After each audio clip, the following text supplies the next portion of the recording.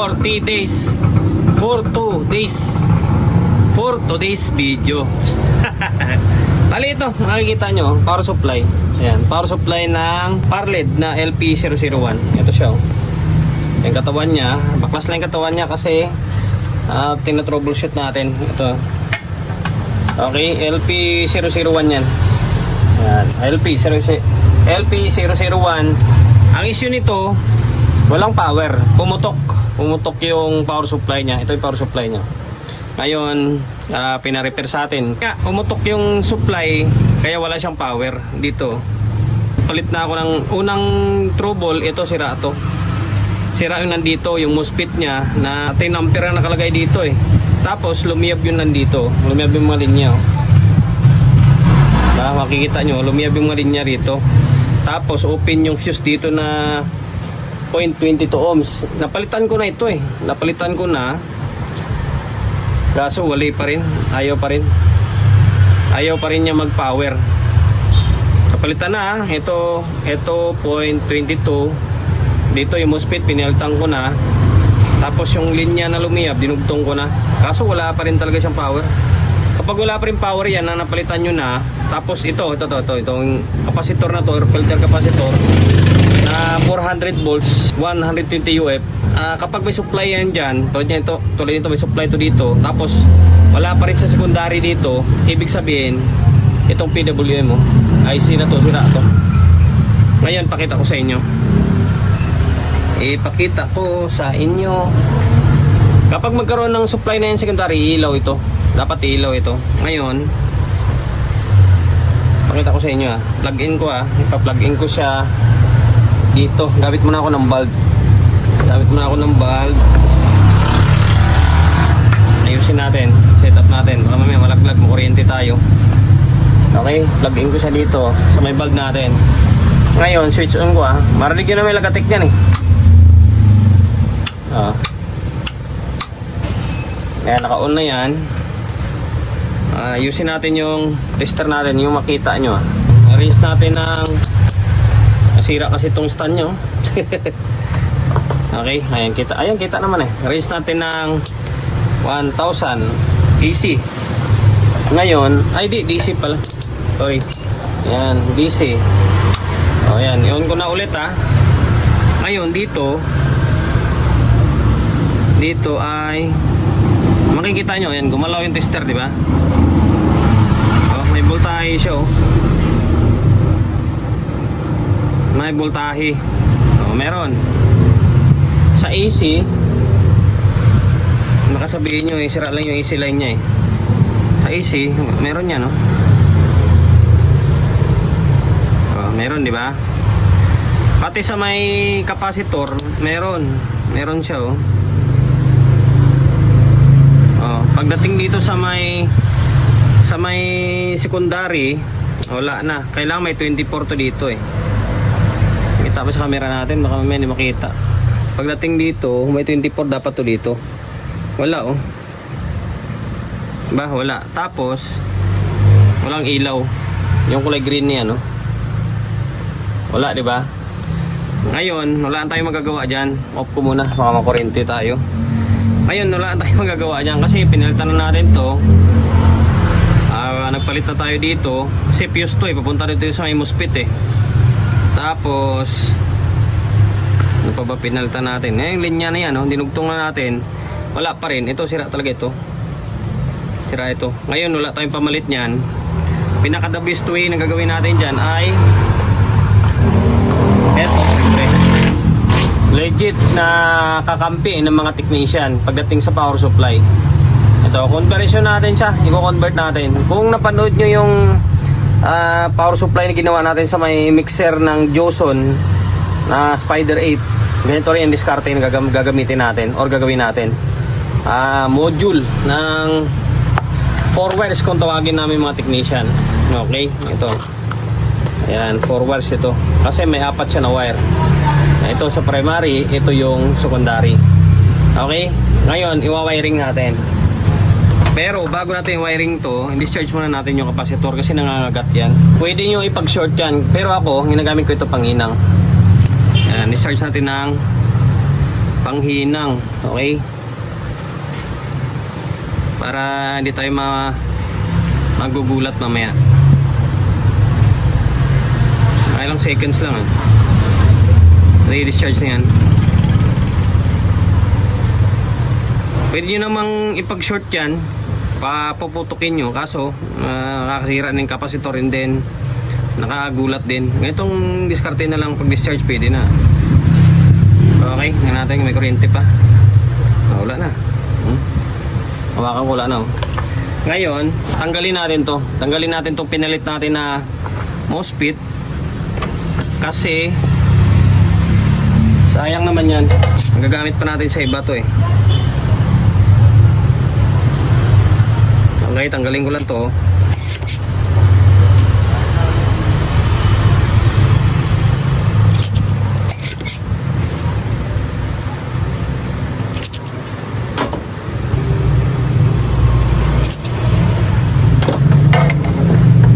Okay, hatakin natin. Matigas siya. Aray ko. O, ayan. Tinanggal ko na. Value niyan ay ayaw makita. Nasa 15 ampere to eh. 15 ampere. Okay. Tapos, dahil natanggal natin to, yun na, iwa-wiring na natin to. O, wiring natin. Yung itong wire na to ay secondary line itong blue and then yellow. Ito yung primary supply niya. Ngayon sa gitna niyan, dito natin lagay itong gitna na pin ng MOSFET natin ay dito natin lalagay yung red wire.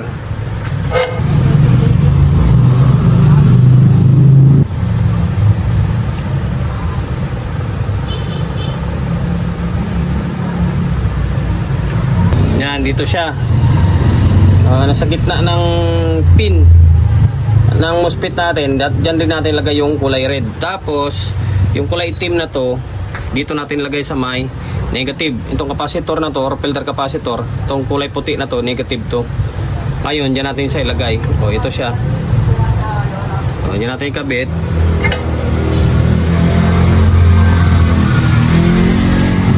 Pwede naman to palitan ng buong power supply. Kung may pamalit kayo, pwede naman Ito atin is remedyo lang ito. O yan na, kompleto na siya. Negative side ng capacitor, yung itim. Tapos yung pula, nasa gitna na paa ng ito, kung saan yung MOSFET mo, gitna na paa na yan, diyan mo siya ilalagay, yung kulay pula. O, hindi pa tapos. Ngayon, sa secondary line tayo. Yung secondary, itong blue, is automatic, nasa negative side din ng capacitor natin. Yung itong may guhit na to, yan, may guhit na yan, negative yan. Diyan natin siya ilalagay. Saan na yung banda yun? Dito na side. O, dito. Dito siya ilalagay, Okay. Ayan na, nasa negative na to. So, kung susundan mo yan, diretso yan dito sa may itim na wire. Kumbaga common ground yan. Okay. Ngayon, yung kulay dilaw, hindi na natin gagamitin to. Wala na. Pwede mong gamitin to. Ilalagay mo sa may positive side. Itong negative, dito mo siya ilalagay sa may positive. Kaso, need mo pang pihitin ito. Need mo pang pihitin itong trimmer na to para makuha mo yung supply na kailangan mo sa may secondary. Diba? Sabihin natin, supply kasi nito ay ito nakalagay dito ay 23 volts ang supply nito sa secondary. Kailangan mo itong pihitin para umabot sa 23 yung out nito. Kapag yung wire na dilaw ay gagamitin mo. Pero sa scenario natin ngayon, hindi natin gagamitin itong dilaw. Wala na, hindi gagamitin itong dilaw. Ang gagawin natin dito is auto volt siya. Kung ano yung kailangan ng secondary, yun ang ibibigay ng 4 wires natin. Ngayon, paano gagawin itong optocoupler? Itong optocoupler, yan, i-wiring natin to. Tanggalin natin to dito. Tapos wire natin. Ito, iangat natin. Okay? Auto volt ang tawag dito. Kung ano yung kailangan na supply ng secondary, yun ang ibibigay ng 4 wires mo. Okay? Hindi mo na kailangan pihit-pihitin yung trimmer sa may 4 wires mo. Ngayon, sana Okay, angat natin to. Ano makita? Kita ba? O, ayan, nakaangat na. Tapos, yung nandito, iangat din to natin. Salisiyan sila, salisiyan. Sabihin natin nakaganito siya. Kung saan yung butas, kita ba? Kung saan yung butas, sabihin natin ito yung butas. Dito rin yung butas. Ngayon, iangat natin to. Angat natin, inangat natin to sa may kabila. O, angat din natin to. Kailangan, iangat ko.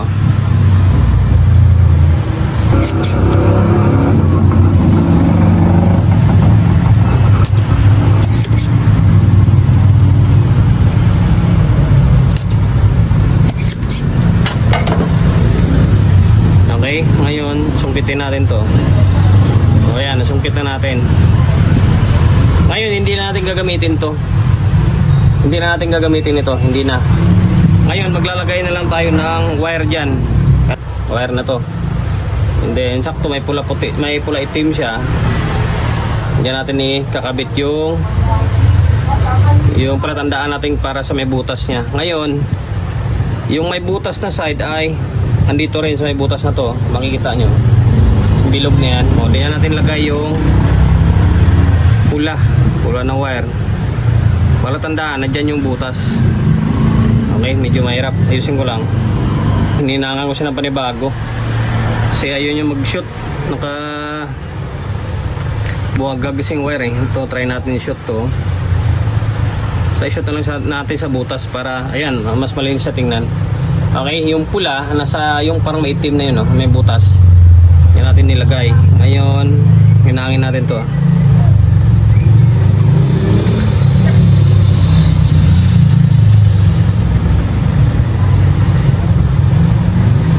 Okay. Ayan, nahinang na natin. Next ay dito, di ba, yung pula na to, yung may butas na side. May butas na side to ha. Ngayon, dito rin siya natin ilalagay sa may butas na side. Ito to. Makikita nyo.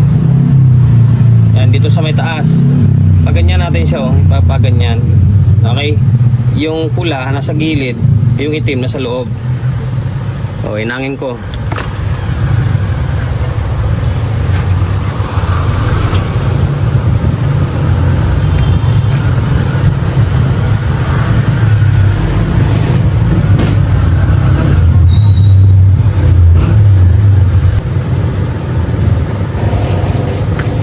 Okay. Nainang na to. Oh, yan na siya oh. Yung pula nasa gilid na dito na side ah. Yung itim nasa loob. Okay?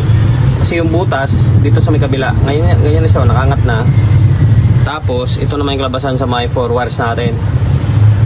O vice versa yan. Pwede naman dito baon mo to, iangat mo sa kabila. Tapos dito ka naman sa may kabilang side mag-aangat. Ibabaon mo to sa kabila. Vice versa ba? Ngayon, kompleto na to. Ayan. Kompleto na magiging kalabasan ng 4 wires natin. Ayan na yan. O, itong dilaw, putulin ko na para sabihin nyo na hindi ko na talaga gagamitin. O, ayan, putulin ko Ito na yung dilaw. Okay. Ayan, pwesto ko lang siya na maayos para mas makita. Okay, ayan, nakapwesto na. Ngayon, plug in ko. Hindi ko na gagalawin yung camera. Basta bantayan nyo na lang. Okay, plug in ko na dito. Ngayon, tingnan nyo. Switch on ko dito. Umilaw na siya. Makikita nyo, umilaw, di ba? Umilaw. Off natin. May karga pa. Mawawala yan. Mag-drain muna yung battery, yung capacitor. Okay, unti-unti na siya nawala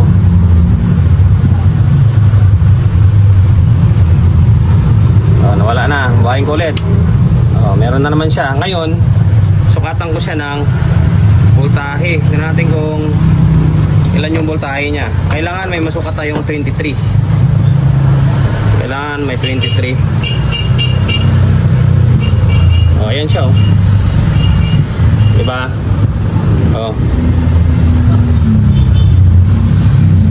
Meron.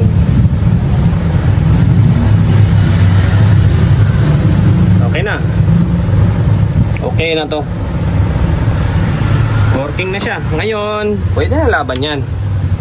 Ganyan lang kadali magkabit ng 4 wires module against dito sa may power supply natin. Basta SMPS na supply, pwede siyang i-4 wires. Meron nga 5 wires nito, may 6 wires pa eh.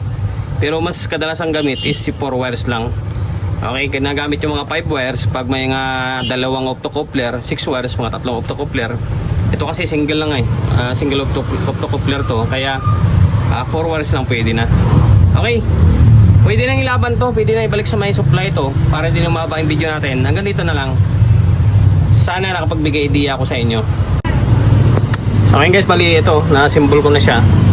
Ngayon, pakita ko sa inyo na gumagana na yan. Sana. Diba? Okay na, working na.